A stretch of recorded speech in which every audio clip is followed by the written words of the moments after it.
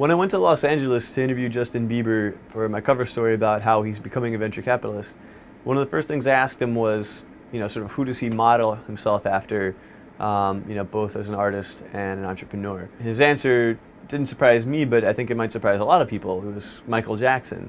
Michael Jackson is somebody who maybe gets a bad rap, in terms of his business sense because of, his financial struggles in his later years, but he's actually somebody who made quite a few really shrewd business moves throughout his career. Picking up the Beatles catalog really early on in the 80s for a little less than $50 million. He still has half stake in the combined entity that was formed with Sony. It's called Sony ATV now. It's worth over $2 billion.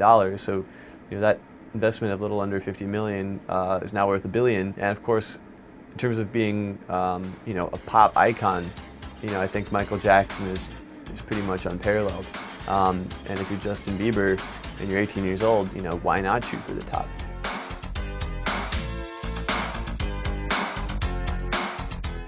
What other musicians and entertainers in general would you say you're kind of modeling your career after, both in terms of music and in terms of business?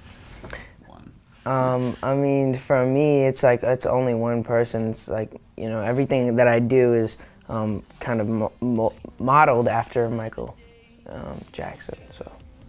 And tell me a little bit about why and like how that inspiration came about. Not only was he a great dancer, great performer, great entertainer.